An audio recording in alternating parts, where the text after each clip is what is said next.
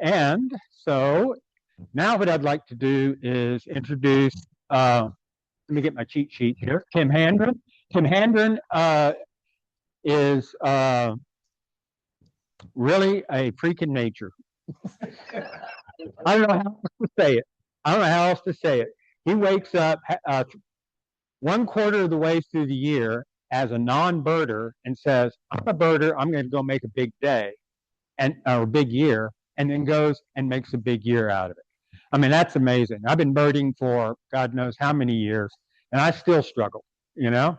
So to have somebody to say, I think I'm just going to like go and do it, that's pretty amazing. That's a pretty serious intellectual feat. It's also a strength of perseverance and character. But beyond that, he actually has a life. He was CEO of Santikos Theatres, as I recall, so he's a movie mogul. Mm-hmm. How many movie moguls turn into birders? I don't know. We're going to find out. He'll probably tell you. That's a good question at the end, right? But anyway, very, very interesting experience that he went through. I'm super interested to hear what he has to say. And I would like to introduce and give a big welcome for Tim Handren. Thank you very much. All right. I need the clicker. You do. I need the clicker. There you go. All right. Just want to make sure that mic is on. We're good. There's practice a click again. Practice a clicking. With the thumb exercise. I can click. All right. Very good. Okay. I hope this is an interesting story. So I got to meet Becca for the Christmas bird count in January, and we had a really interesting get to know each other through text exchange. And I thought, man, she's a real piece of work. And then we spent the day together with Pucker Marsh, who's here, and we had a really fun time together. And I was telling her about my year last year, and she said, why don't you come tell your story? So I'm here because of Becca. So if you don't like anything, it's her fault. And if you like any of it, she gets all the credit. That's what we'll go with. So I'm going to talk about big year. Everybody knows what a big year is. Yes, you know what that is. Cool. So I don't have to explain that. I'm going to talk, I want to get into this, but I wanted to just do a quick little question and answer with you guys. Thank God the Inglets are not here, because they would win this first question. Who has the most life birds on their life list in this room? Because the Inglets are approaching 6,000. Did you know that? And at 6,000, they'll be in the top 100 in the world life list. I pay attention to this thing because I was at about 200 life birds about a year and a half ago. Anyway, I'm just kidding. Who has the most life birds? Does anybody have 1,000 life birds in here? You have 1,000? Anybody have more than 1,000? How many do you have? 1,001? 1,020. What do you have? Well, I need to know exact number because I have a prize for the biggest number in the room. She said 1,022. Do I hear 1,023? I have 1,208. But I don't win. I don't know. 1,100. All right, I have a prize for you. I brought you a cute little coffee cup that says, I might look like I'm listening to you, but I'm really in my head watching birds. Because you're a serious bird watcher. Now, let's go to the other end. Who is the newest set of birders in here? Who has the fewest birds on their life list? How many do you have? 114. Anybody less than 114? How many do you have? 94. After all, it's really impressive. 94. Does anybody have less than 94? Well, then you don't have a list yet. You have to have at least one on your list. 0. 94. Anybody less than 94? What do you have? 54. That's just because you just started recently. I know. 54. All right. Is there anyone less than 54 but more than 0? Okay, I brought for you a coffee cup that is a field guide. And on here, it says how to identify birds. And it says, here's a bird, here's a bird, here's a bird, here's a bird, here's a bird, here's a bird. Here's a squirrel. It's not a bird. That's going to be really helpful as you really advance your birding career. Thanks for coming tonight. I felt like I was in that category, and at the beginning of 2025, I'll tell my story in a minute, that I really didn't know birds that well. But I thought I'd ask one more question up here. Does anyone know what this bird on the lower left is? That's a hard bird to get in Texas, by the way. It's my last bird of the year in 2025. Does anybody know what that bird is? What is it? That is a Swiss long spur. We have a pair of socks for you. You take it back there. That is a hard bird to get in Texas, and most people only get a herd only. I got a picture of 75 of these birds on December 29th in Lake Tawankini doing a Christmas bird count, because that's the only place you can get them in Texas really reliably. It's up east of Dallas, about an hour east of Dallas. It's a big lake, and it was a terrible day. The wind was blowing 30 miles an hour. It was a 20-degree wind chill, and I thought we're not going to see any birds out here. But that was my last bird. Does anyone know what that bird up there is? That's an easy bird. American woodcock. How about this is a tough one? These are my pictures, by the way. Anybody know what that bird is? That was my 500th bird of the year. And nope, it's not a Harris hawk. It's a hard bird to get. No, it's not a common blackcock. Look at his face. Nobody's getting this. You're saving me on my sock inventory. I was going to give a sock to this. This is a hard bird. It's a hook-billed kite. It's a really hard bird to get. You only get them down. They're on the border of Mexico. They're normally in Mexico, but they come across the border when they're, for me, when I needed my 500th bird. And everyone knows the beautiful bird. I got that in my backyard last year. I live in Boerne, Texas, by the way. Boerne, B-O-E-R-N-E, Boerne. Okay, why in the world did I want to do a big year? I get asked this all the time. It's one of the very first questions that Becca asked me. I'm like, well, I don't know. Birds have been interesting to me, and I've taken pictures of birds all throughout my life, but I never really was a birder. I just kind of like birds. And so when we traveled, my wife and I traveled the world pretty frequently, and I always took pictures of birds. I'm like, I don't know what it is. It was just cool looking. So this was a passing interest. And then in December of 2022, we went to Antarctica. It was our 6th continent that we'd been to in the world. And I met a couple there, Phil and Pauline Bonacia. And they were out with this big honking camera out on the deck of the boat that we were on in Antarctica. I'm like, what are you doing?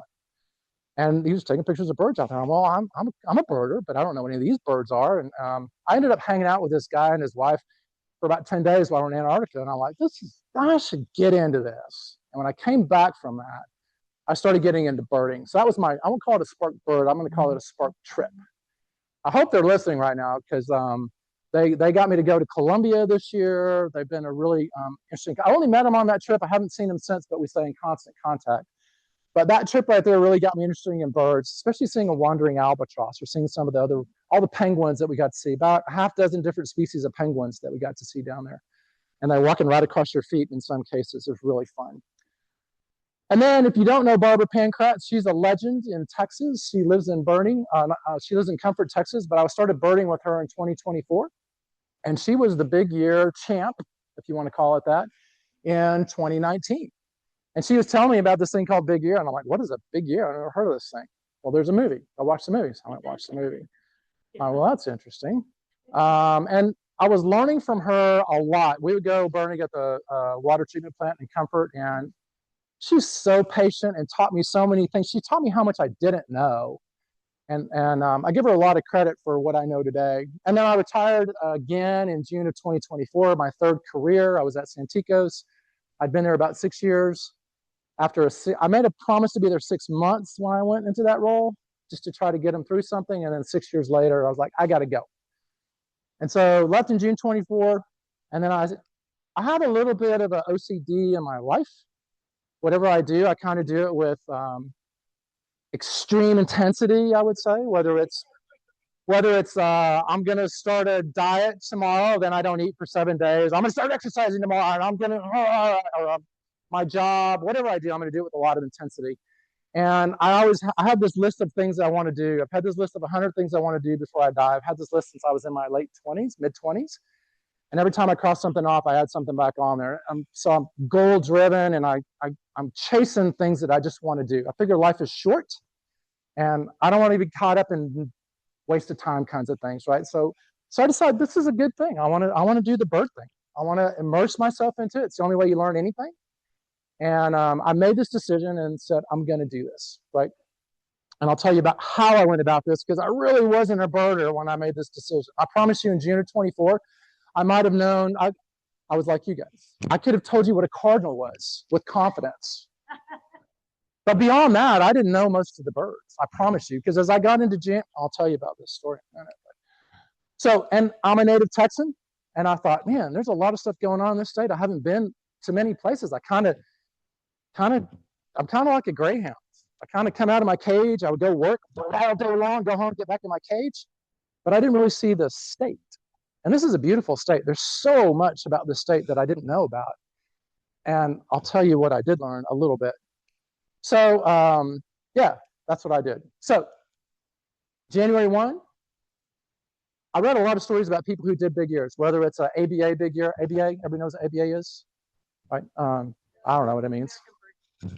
It's basically the US or North America. People who do these big years, big year state, whatever, and they all say, oh, I just don't want my first bird to be a house sparrow. That would just suck. I was kind of in the same boat. I don't know what my first bird's going to be, but I had been birding the week before with some folks in Comfort, and they said, there might be a screech owl. I said, what is a screech owl? There might be a screech owl in Kinder Park in Bernie, Texas. So January 1st, 6:30 a.m., I'm out there with a flashlight in the cold. I find a screech owl. I took that picture with my camera. It was literally like from here to there. I'm like, hello, beautiful. And I take that picture. I'm like, that is so cool. And then right behind me, this robin starts singing. Congratulations to you. And I took a picture of that robin. I'm like, this is going to be a great year. So there's my first 2 birds of the year. Not house sparrow. All right. So back to going into this big year. How do I approach this? You know, as I look back, I was it's darn lucky what I was able to accomplish last year, because now that I've been through a year, now I feel like I understand the birds pretty well. I can identify most of them by sound now. I didn't know any of that when going into the year. How do you approach a big year when you don't even know what you're about to go do? I don't know. But I'm a data guy. I'm a data geek. First thing you got to do is you got to get permission. Right? From who? Well, my beautiful wife is right here. This is Anne. I had to get permission from her. So, baby, I'm about to retire, and I want to go do this big year. She says, what is that? I said, sit down. We're going to watch this movie. And so we watched this movie, and she liked the movie, actually. And she said, well, there's only one gray-haired guy in there. Are you Stu? And I said, kinda. Struggling with this career thing. Don't know what I want to do. I said, I'm kind of like that. And I said, but do you get what did you? So did you see how he kind of gave up everything, the guy on the bottom? He gave up everything, and he was always just running, chasing birds. She says, yeah. I said, it might be like that. I just want you to know that. She says, good. Go, she says. Okay. So I got permission from her. So we move on. Then I'm like, well, but I got to find the data. Where are these darn birds? How many are there, and how do I find them? And I started doing a lot of research, because I'm a pretty maniacal OCD kind of person about this stuff.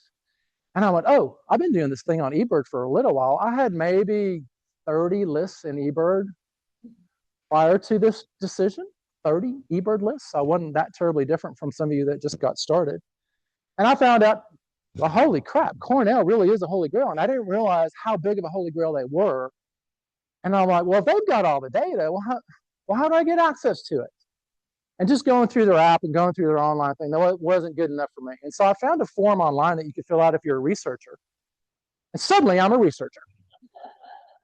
And I filled out this form. It says, what is your project name? My project name is Big Year Texas 2025, Tim Handren. And they said, what do you want to do with all this data? I said, I want to find out where the birds are. And I filled out the rest of this form with kind of that kind of persnickety attitude. And they wrote back 2 days later and said, you can have access to all of our data. Voila! I have access to the entire eBird database. That was freaking cool, because I'm a big data nerd. I'm like, what do you do with access to all this stuff? Well, I started downloading data.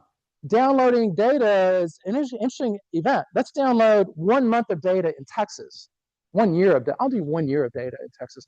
And it basically comes down, every bird that you report on a list is a line of data. So if you had a list today of 25 species for you, that's 25 rows. And think about how many checklists were submitted today in any given county. Let's download Texas for 1 month. How much data do you think that is? Well, it depends on the month. Like this month will be heavy. April will be heavy. April and May, right? It's about 30 million rows of data. So I printed that out one time, and I got to start going through all this data. No, I did not print it out. I'm very good at analyzing the data, but I'm really happy now. So I downloaded 5 years of data onto my computer, and I was able to cross-correlate across all those years, all the counties, all the species, to create a probability map where I'm going to most likely see which bird when in what hot spot. I know, it's pretty cool, right? I'm not a birder. I tell you, I'm like, what is that bird? I don't know what these birds are. I'm like, there's so many birds. And I was kind of like, slow. I'm just living in this data for about 2.5 months. I'm like, this is freaking. So you wouldn't believe what I've created on my computer, right? And thank God for AI. I actually use AI tools to help me build programming to take all this data and do all this analytics. But I can tell you where the birds are, at least based on eBird data, right? And it was kind of fun to build it out. And I said, okay. And then I started building out my hit list and said, okay, starting January 1, I'm going to go. And I know exactly where, and I built this map around Texas. Texas is so big. Yeah. So I started hitting all my hotspots. And it was awesome because it made me super productive. And I'm not a birder. And I'm looking for, I'm looking for some kind of a warbler. I don't know. I'm looking for a Connecticut warbler. Just kidding. For birding, you'd never find that around, right? Anyway, I know that now. Anyway, the other thing I did is I enlisted a friend. My wife is an avid non-birder. I steal that from Ken Butler, who was here recently, right? His wife, Teresa, he told me that when I met her. His wife, Teresa, is an avid non-birder as well. I'm like, well, that's my wife. That's coming. Anyway, so I had to find a friend. So I got my friend here, Quentin. He and I have been friends for 40 years. I'm like, Quentin, you know anything about birds? He goes, no. I said, perfect. You're going to be my best buddy. I'm going to go on this trip. I'm going to go all around the state. I'm going to go looking for birds. I need somebody to be in the car with me and just let's go have fun. And so I took him birding a couple times in 2024. And he was terrible, just like I was. But he and I have known each other a long time, and he's a data guy too. And so we talked. We had a great time on the road. He went on many of my trips with me to go do all this stuff. Anyway, it's fun. So just to be very, very clear, going into 2025, I'm an idiot birder. I mean, I'm really bad. Didn't know the birds. I would not say I'm an expert birder today. I'm saying I'm pretty good. But all I did in 2025 was focus on birds day and night. Listening when I'm in the car, listening to bird podcasts, sounds, memorizing them, quizzing myself, going on the ABI, who is this bird, what is this bird, and answering those, trying to be really good at it. And I think I'm okay now.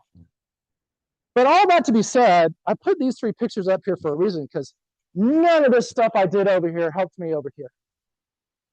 This is a picture in January in Joslyn, Hungary, the ANWAC. David Sarkozy, you know who David Sarkozy is? He's been here a couple times. David Sarkozy found the first ABA record of the Amur stonechat. Only very few people got to go. It was a limited number of cars and people per day. And that bird was around for almost 2 months. And I was in one of the I was in the second group that got to go and see that bird. And we got to go see a super rare bird that's normally over in the Asian continents. I'm sorry, the European continent. And that's a picture of all the birders. Everybody was super excited about this bird. Anybody know what that bird over there is? The owl. It's an owl, just to be clear. And Bubba's going to look at his bird guide and say, that's a bird. Anybody know what that bird is? Say it again. No. What is it? No. No. That's the only bird, one of the few owls I did not see last year was northern saw-whet. Anybody else? No. So Romy said, when he was here a month or 2 ago, he said there's 2 owls most of you will never see in your life. Do you remember what those 2 birds were? Burrowing owl is easy to find. Super easy to find. He said, you'll never see a flammulated owl. You will only hear one. He told you when you were here. And he said, you'll never see a spotted owl. That is the subspecies is Mexican spotted owl. I took that picture with my phone. I went into a place, that bird you can't find out about on eBird. That is protected data. But if you know the habitat of the bird, which I do, and you go to where they should be, and you get a little luck. On a moonlit night in January, at about midnight, you hear it, and then it flies up, and then you put your flashlight on it, you can take a picture. That bird was probably about that far away from me. I was excited after that. I can't tell you all the things I said when that happened to me. I was saying some words that Becca would understand that might embarrass my mother. I was so excited when I got that bird. Does anyone know what that there is on the top? That's an ABA record. First time a live one of these has been found, and it was found last year, and that's my photo. And I'm under the understanding from the Texas Bird Committee that my photo will be used for the ABA record because it's a really good photo.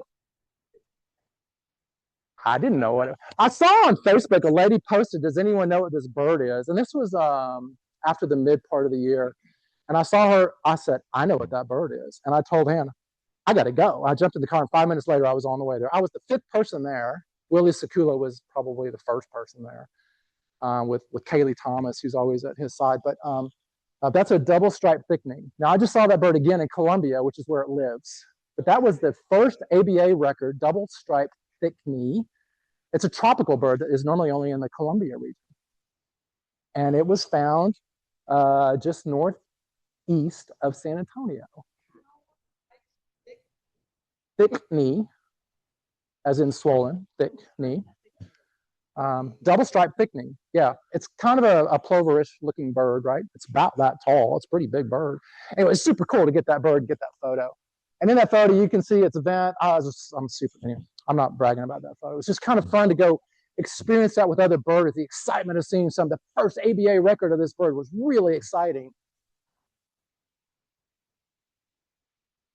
That was some lady posted on Facebook, "What is this bird?" on the Audubon, "What is this bird?" Because she didn't know. And nobody would know, really. Unless you're always studying the birds, right? Or you had the field guide that Bubba has. It's not a squirrel. This is kind of what my eBird profile looked like at the beginning of 2025. This is just tell you my experience level. This is not exactly mine, but I found one that looked like what mine did. I maybe had birded in a couple counties. I was really just tagging along on somebody else's bird list. This is what it looks like today.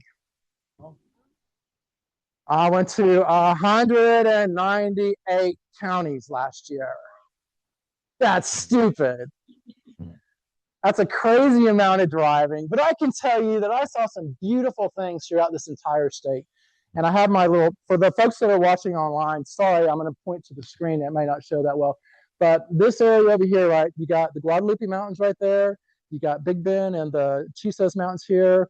And you got the Davis Mountains right here. That is a wonderful place for birding, especially for the high altitude birds. And it's not even heavy duty hiking. It's really beautiful up there. I was born in Amarillo, Texas. I grew up in Lubbock, Texas. This area right here, this Caprock area, oh my God, it's so pretty up there. And we had a really heavy, wet season last year. So green, so beautiful. And then you go, don't go here. Not much there. That's why I didn't go. There's not much up there either, except right there. Oh my God, I wish I had gone there at the end of the year. There's one owl species in that area, the long-eared owl, that I finally found online, but I didn't have time. I saw it on January 2nd. I didn't go get it. And then you come to, obviously, the coastal, the Rio Grande area, Rio Grande Valley area. Where I live is Kendall County. And then, oh my God, East Texas, so beautiful around there, right? So it was, I actually thought at one point that I was going to try to go to every county in 1 year, which would be ridiculous. I met three birders who did that. One is David Sarkozy. He did that 1 year. And he wrote the recent field guide that he released. Greg Cook, who's like the #1 birder in Texas history. He did 50 birds in every county in 1 year. Wow. Every county. And I'm like, you can't get 50 birds in some of these counties. Anyway, there's people that have done it, and I wasn't that good. But I took some photos of birds that I got around. Now, I'm going to quiz you on a couple of these birds, because a couple of these are kind of fun. Some of these are super easy. That's a super easy bird to get. You might know what that is. Fan-tailed pigeon. Give that guy some socks. I don't have a lot of... Can you turn the lights down at all? Oh, he's gone. I'd asked him beforehand to do that. I know it kind of washes out on the screen. And for those of you that are at home, sorry. Must be present to win on this one. That one's easy. Steller's Jay. You get those in Big Bend. I'm sorry, up in the Guadalupe Mountains. And they were in the low area because it was so wet. They were everywhere. Thank you so much, Becca. That's much better. This is a hard bird. This was a rare bird last year. It hung around at the beginning of the year for about 2 months. It was only in El Paso. Anybody know what that bird is? Berryline hummingbird. I actually met the Trujillos from Bexar County when I was up there. I went there with a kid from down in the valley. We drove all the way out there, saw the bird. We got there, got out of the car. There it is. Take a picture. Fine. Well, that was kind of boring. But that's how it is sometimes when you're doing the chase, right? You know, you got to chase the bird. If you're going to do a big area, you got to chase every bird that you hear about, and especially if they're rare. Berryline was not in my list of data that I had analyzed for the past 5 years, by the way. Was a berryline. It's that one right there. And then here's a rare owl. I got that in El Paso, Texas. Not its habitat. That bird, you really can't tell from that photo. If I blew it up, you would see that is a flammulated owl. Lemmy said you'll never see it. I saw it in the middle of El Paso, one little tree next to a library. It stood there for 4 days. Heard about it. It was there when it was there on the second day. I said, I'm going. I got to go. Jump in the car and drive there. Boom, get the picture. Fine. So you can set up all kinds of alerts in eBird about bird species you haven't seen, all that kind of stuff. So I have all those alerts. I have I get a lot of email every day. And then there's a whole underground network, super secret. There's a bunch of GroupMe, WhatsApp, kinds of forums where people share information. Some are super selective and some are open to everybody. There's a great birder in Texas named Troy Hibbets. He runs a wide open WhatsApp thing for the entire state. He's a great birder, recently retired as a teacher. I got to bird with him up in the Chisos Mountains in Big Bend. This is kind of a bird that wasn't really on my radar screen. This is a cool bird. Y'all have seen yep, which one? Gamble Crow, yep. Most of you have not seen that, is my guess. Which one? No, it's not a titmouse. It's a warbler. It's a hard warbler to get. You have to climb to the top of the Chisos Mountains to get it. That's the Colima warbler. Has anyone seen it? It's Colima. Yeah, C-O-L-I-M. It's a hard bird to get. You have to go up to 7,500 feet to get it. A lot of these birds are kind of like that. And that's a flammulated pygmy owl. Not flammulated. I'm sorry, ferruginous pygmy owl. Did you get the King Ranch? That's exactly where that picture's from. It's the King Ranch. Yeah. Anybody know what that bird is? That's a rare bird. Northern Jacana. So I'm gonna tell you about that bird. With that bird, you may know that bird. That's a hard bird to get. That's not a common bird either. Where I saw that bird is right there in Amarillo, Texas. I drove all the way there to get that stupid gull. It's called the black-headed gull. It had been black-headed gull. It had been there for a couple of days. I saw a bunch of people were talking about it. I'm like, I gotta go get that. I jump in my car. I'm driving up to Amarillo from Kendall County. I'm driving. I'm about 20 minutes away from where the bird is. Beep, beep, my phone goes off. Northern Jacana, spotted right there.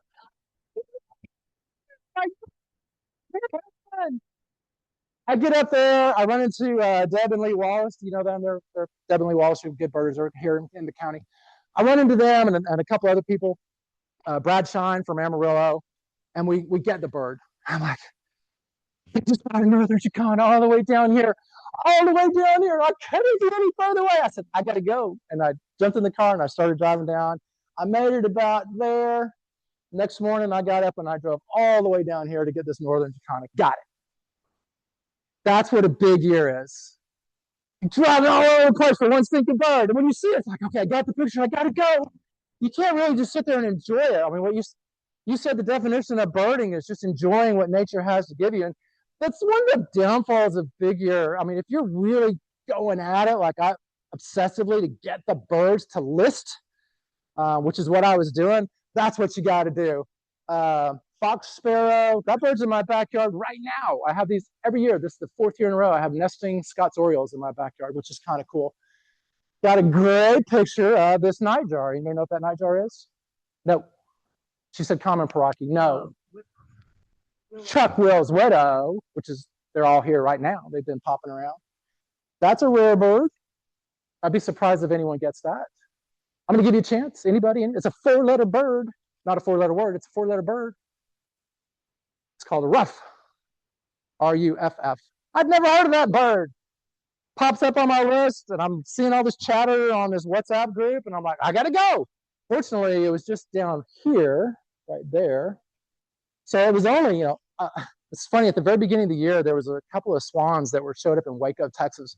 And I remember telling her, it was probably like the second week in my big year, and I didn't know what I was signed up for, really. And I'm like, I'm not driving all the way to Waco, 2.5 hours. I'm not driving all the way there to look at a swan, and now I'm driving this far to see a little gull. Anyway, everybody knows that bird. That bird's been hanging around. This was kind of at the very end of the year, and a good friend of ours, Emma Mathis, found that bird, turned it into a big deal. It was only there for a couple of days. It's a fork-tailed flycatcher. Not an everyday occurrence. There's like 3 have already showed up this year in Texas, down in the Galveston, Beaumont area. They've already had them. Huh? Fork-tailed, not a scissor-tailed, fork-tailed. But look how long its tail is. It's a beautiful bird. With its tail, it's about that big. It's a beautiful bird. You thought what? Brazil. Yeah, it's not a common bird that we get here. So she found it, and several of us were on this group meeting chat, whatever, and they said, "Oh, we just saw it roost in a tree. We know where it went to sleep." I'm like, "Okay, well," I called this guy, Parker. I said, "Did you see all?" He goes, "Yeah." And I said, "I'm gonna go. I gotta go." He said, "What time are you leaving?" I said, 3 a.m. He says, "I gotta work. I gotta be at work at 11 tomorrow." I said, "Okay, 3 hours down there. We'll get the bird. Maybe it takes a couple hours. I'll get you back. No problem." So we got down there. We're sitting in the dark. We know exactly the tree the bird was in the night before, and I'm not going to be that guy. We didn't put lights on it. I said, we're going to wait. And it was a little bit windy that morning. It was cold. It's probably 40 degrees that morning. And everybody starts showing up, and I'm like, I know it's in there. We know it's in there. And then it starts moving, and then got it. I'm like, we're going to get you back to work. He's like, I got time. Let's go look for some owls. Anyway, Parker and I got that bird together. That was a great bird to get. And then this is a bird, you can't really tell from this picture, but can you see right there around his little leg? It's completely banded. Might give you a little clue which woodpecker this is. Red-cockaded woodpecker, yeah. And there's a known place. A&M has a place where they tend to be is in this, right above Houston, right in this area right there. There's some known areas to go there. It's a hard bird to get, but when you get it, it's a really unique sound. It's very, very territorial. And it's really, when you get these birds that you read about, and you know they're in a limited area, you see them on a map, it's only in this little bitty area. It's red-cockaded. Yeah, it's a great bird to find, especially when you get into these piney forests out here, and that's kind of what he looks for. Anyway, just some sample of birds that I really enjoyed the chase. I went up into the Guadalupe Mountains. I went up to the top in the bowl 3 times. The first time was in January, right after we had got that other owl, because we were in the Guadalupe Mountains, and I was with a 21-year-old kid, and we are going to go climb 3,000 feet on a whim. I said, sure, I'm 60, I can do that. Oh. He's 21, not realizing. You're going to realize this in 2-3 times your lifespan. You're going to realize this is not easy to do. I went up to the top where you get like a pygmy nuthatch, or there's some other things. I went up there with Quentin several months later. He's almost 70, so I was in front going, come on. But we were up there looking for the pygmy nuthatch and some other things, and 2 separate elk herds were up there, bugling the entire time while we're birding that morning. Oh my God. When you're up at the top of the mountains, right when the sun comes up, I don't know. I don't want to get religious on you, but you got to know that something created this. This ain't an accident. It's beautiful when you experience nature like we did all over the state. So, by the numbers. So, what was my year like? I put a little bit of the teaser and some of the stuff before. What was involved in going through all this? I traveled just over 55,000 miles in the state of Texas. Yes, ma'am. Thank you. Just in the state of Texas, 41,000 in rental. I got 4 broken windshields in rental cars. I got to replace all those in those rental cars. I had one accident on a Friday at 3:30 in Alpine, Texas. Alpine, Texas is tiny, and this is not a good place to be having an accident. It's completely my fault. If you've been to Alpine, Texas, I can tell you all about it. I got a ticket, but it was waived after they realized he's just a dumb old guy looking at birds. But I did get, I'll show you a picture in a second. I did get to go on a tow truck ride with a guy that, makes you kind of worry about, I hope I live my life well. I'm going to ride with this guy. I got to be towed all the way to Van Horn because there ain't nobody open at 3:30 in the afternoon in Alpine, Texas. I got stuck in the mud once going after a rough-legged hawk up by Amarillo, Texas. I didn't realize it had been raining up there. I'm like, oh, there's a rough-legged hawk. I pulled up on the side of the road. I got some great pictures. I get back in my car. It was in a rental car. It was a front-wheel drive, and it was muddy, and I'm stuck. I was on the side of the road. But I met some really nice people. They helped me out. Got a flat tire in Midland, Texas with my friend Quentin, and we're in the discount tire store, and these guys, I have on a bird shirt, my bird hat, and I look like a bird. And they go, are you a bird? I go, bird. I said, do you change tires? They go, we change tires. I said, well, that's good. Well, I'm glad we can get to know each other a little bit. He goes, well, a couple years ago, we had this bird up on our sign, and they all bring out their pictures that they took on the discount tire store of the snowy owl that was there. And I'm like, tell me that. But what's really cool is these young kids and I had a moment together, and we're just talking about birds, right? None of the other crap in the world mattered. We don't have to worry about what's on the news. It was so cool to meet people and talk about birding. And they're like, what's the coolest bird you've seen? I'm like, well, yeah, you won't know the names of the birds anyway. I was in Hyco, Texas. You know where Hyco, Texas is? I left Hyco, Texas. I'm driving down the road about 2 miles outside of town, and I hear this under my car. I'm like, what's that? There's nobody on the road. I didn't run over anything. And I look in my rearview mirror, and I see all this stuff spewing behind my car. And I pull over on the side of the road and look under. Oil's just spewing out. I didn't know the oil plug had fell out. I turn around right when I get into Hyco, Texas. My car says, turn everything off. And I did. And the rest of the oil drained out. I'm like, holy crap. And it was a rental car. Luckily, I guess. But I was thinking, I'm treated like it's my car. Anyway, I'm trying to get this whole problem solved. My wife finally says, why don't you call a rental car company? So that's a good idea. It wasn't 4:30 on a Friday, but I'll show you some pictures in there. But that thing all just went away. Yeah. So I got to this is when I had the oil pan plug fell out. Finally, the Enterprise guys came and picked me up. I sat there, but this is the guy that figured it out. Nicest guy. He runs the only shop in Hyco, Texas, and I sat in there and talked with him for. It's one of those places where I got my car towed down there, pushed in his shop. He goes walking downstairs. Back in the 1970s kind of place, and he goes, oh, your oil pan plug's missing. I'm like, well, I didn't take it out. And so we call Enterprise. We'll take care of you. We'll get it all sent down. Anyway, I hung out, and then this guy picked up, nicest guy. Learned all about his family. He lives in Stephenville, just right outside of Hyco. Great conversations. This is my accident where the tire is completely bent under in Alpine, Texas. This is the gentleman I got to ride with from Van Horn, Texas.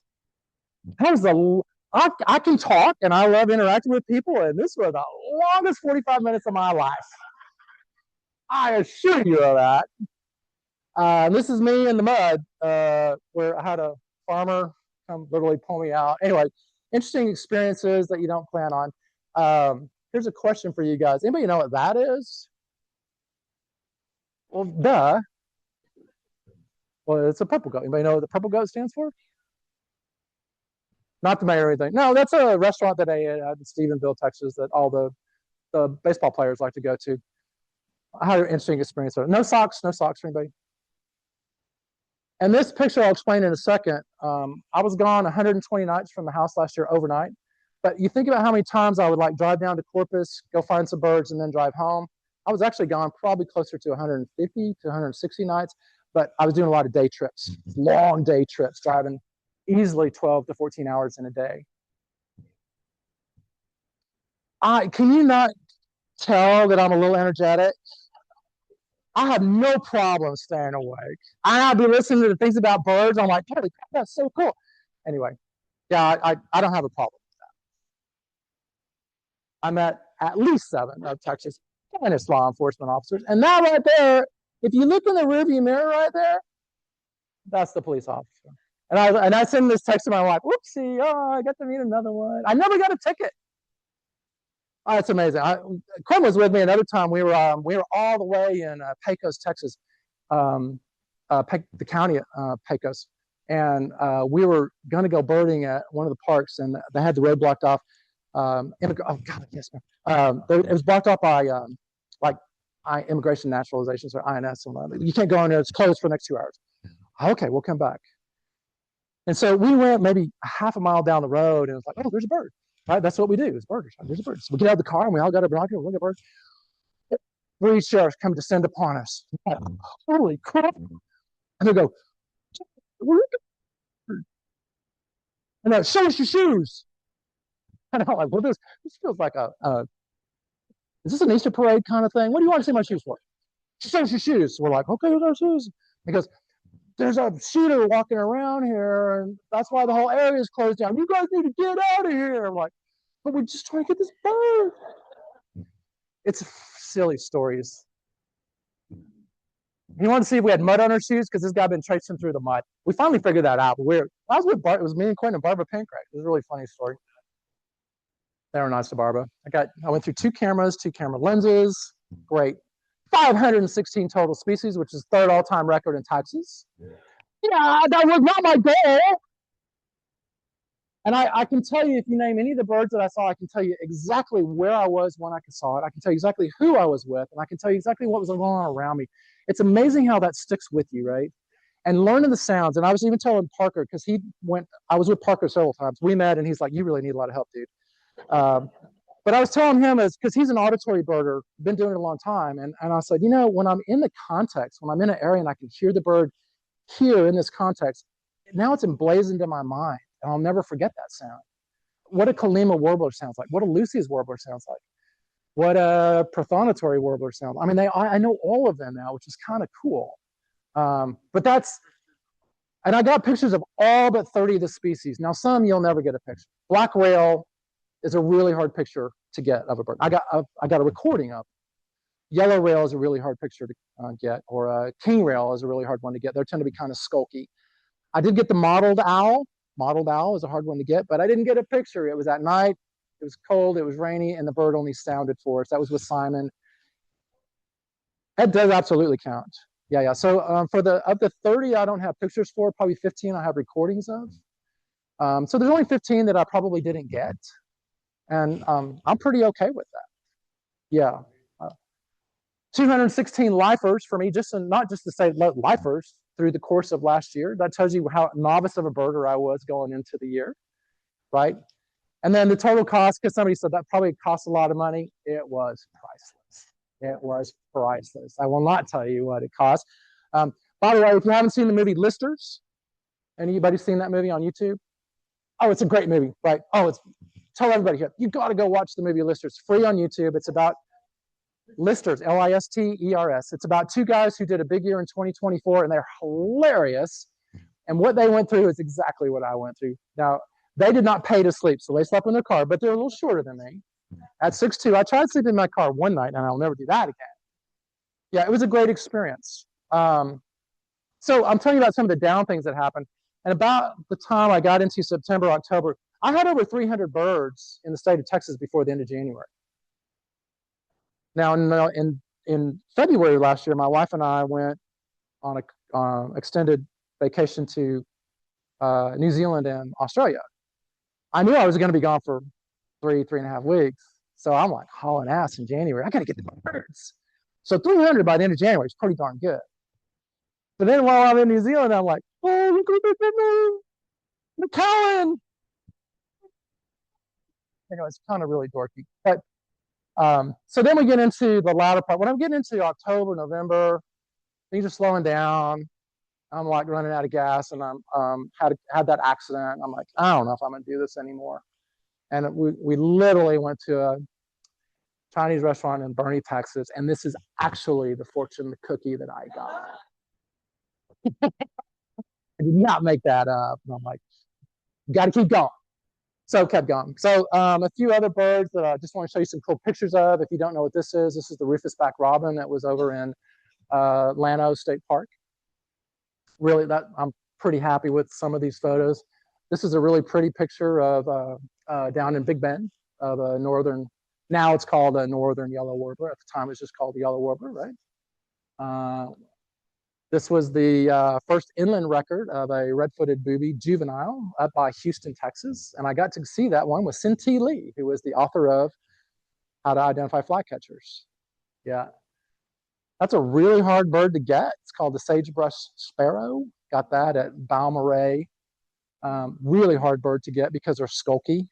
And you got to find a way to get them to come out and see you. But it's a beautiful little bird. God rest his soul. You know who that is? He's dead now. That's the yellow-headed caracara that used to be down by Galveston. And he got poisoned. He got poisoned at the end of last year. There was a big write-up about it. But I got to see him. I got a great photo of him. Montezuma quail, I got a pair of a male and female pair. That's great birds to get. That was in Fort Davis State Park. Yep. The red-crowned Amazon. There's a place down in the valley we get 5 different Amazons. I forgot the name of the park. Oliveira, that's where you get them. So you get like a yellow, red lord, red crowned. You can get the yellow fronted, lilac crowned. I got all of those birds there in one night with Quentin. That's down near Harlingen. Oh, it's in Brownsville, near Harlingen. I said near Harlingen. I'm still right. And this is a cool bird. It's just a red-headed woodpecker, but it was out of context. It was out of the normal place where it should be. I got that on High Island. And I would tell you the greatest birder in Texas, in my opinion, is the guy who runs the Boy Scout Woods. And his name is Wyatt Eaglehoff. Incredible individual when it comes to. He's a walking encyclopedia. And I went and I showed him the back of my camera. I showed that picture, and he says, "I got to go." I'm like, if I got Wyatt Eaglehoff to go twitch for a bird, I'm feeling pretty good. That was kind of cool to catch that bird, really out of context. This is a hard bird to get too.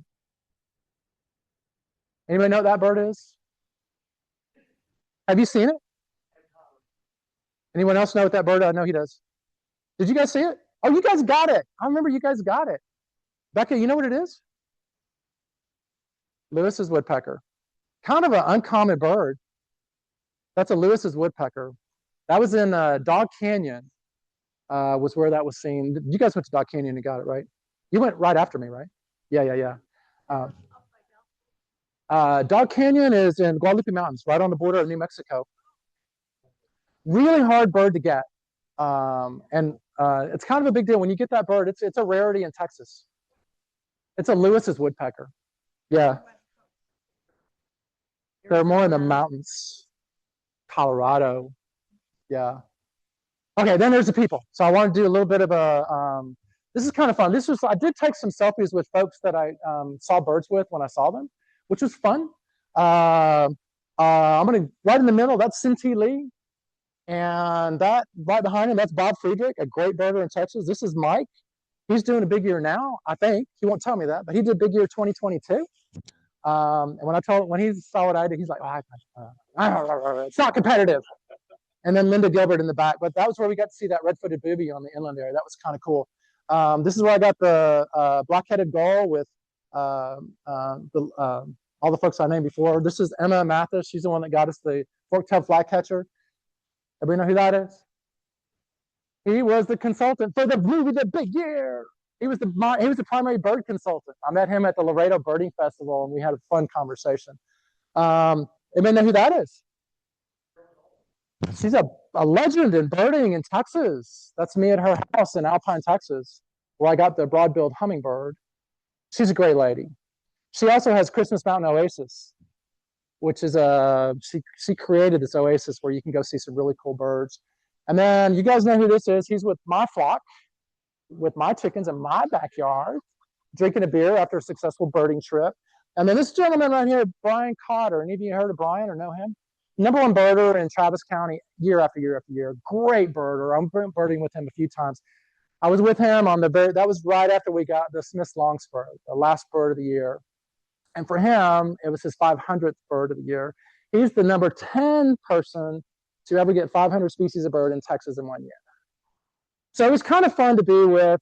I learned a lot from every one of these people. All these people are far better birders than I am, I promise you that. But I learned from all of them. And it was just kind of fun to meet them all.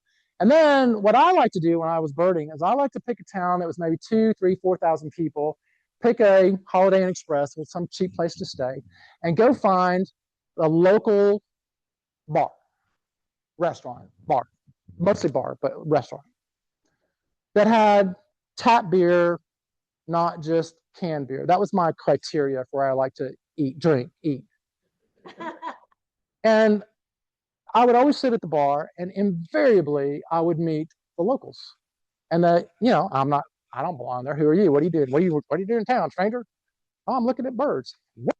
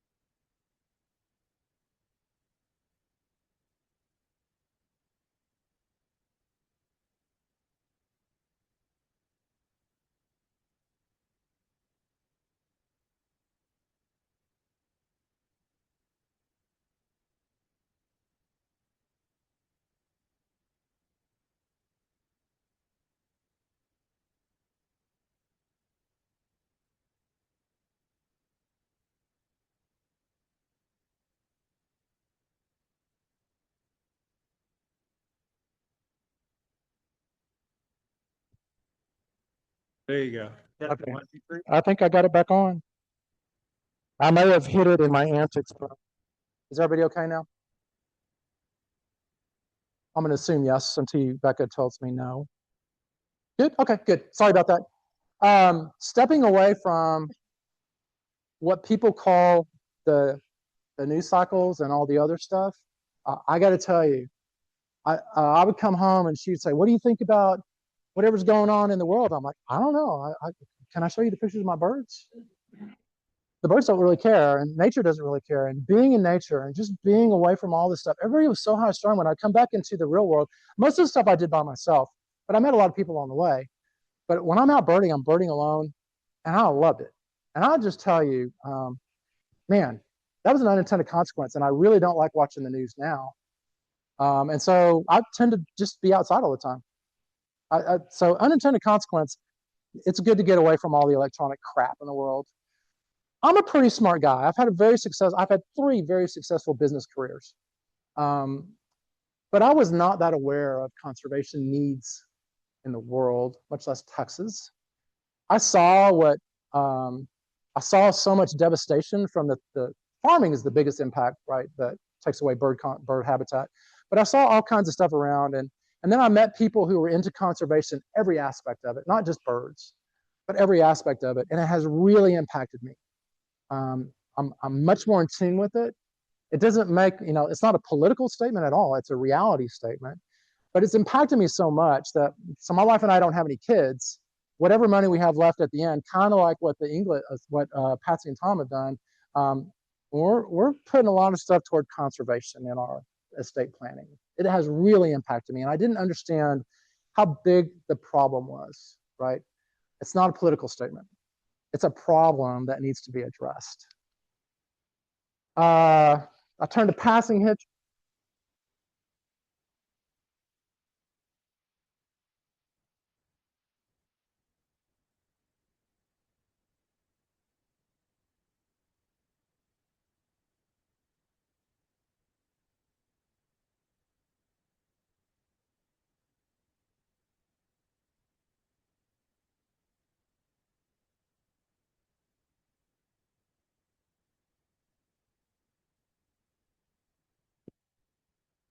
course. Great. Okay.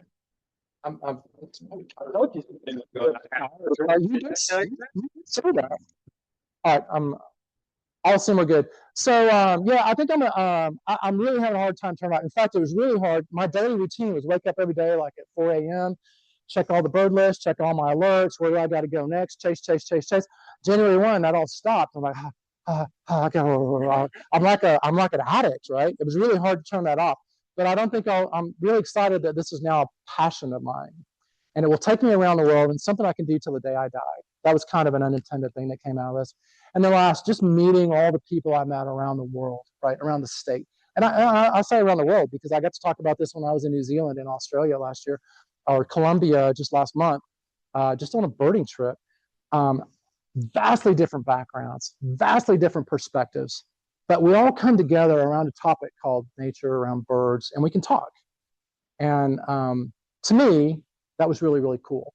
Because I think prior to that, all I really saw was divided world, which it is, unfortunately. But there are a lot of things that can bring us together. We don't have to agree on politics. We don't have to agree on a lot of things. But we can find things we agree on. And then all of a sudden we can have a conversation that's productive and we can get to know each other. That was really cool. And I would say that going into the year, I didn't expect that. I promise you that. So that's a little bit about my big year. I mean, hopefully it's entertaining, hopefully a little bit educational. You learned about a few birds that maybe you didn't know about, and I'll pause and see what questions you guys might have. Yes, sir. Two questions. What's your favorite bird? What's 2026? Favorite bird. So favorite bird is always a hard question to answer. I would say that I would probably list about 5 that are all favorite for a very, very different reason. That 500th bird, that hook-billed kite, is a favorite bird for the reason it was number 500. Right? I never thought I would get to 500 species. The ABA record of the double-striped thickney is kind of a cool bird to get. But I can tell you, getting the Kalima warbler at the top of the Chisos Mountains was pretty spectacular. Getting the pygmy nuthatch while the elk are bugling in my ears was pretty spectacular. So it's hard to just pick one, right? But there are moments and experiences that I had that I'll never forget. Yeah, it's a great question. What was the second question? What's your adventure for 2026? Oh, I actually put that together on January 2nd. I sent in my buddy Quentin, so I'm a Century Club member. I'm going for Century. I'm doing county listing now. I'm a lister, so I'm up to like 12 or 13 counties out of 100, and I'd like to get to 25 before the end of the year. That's what I'm trying to do. I'm a lister. I'm a lister.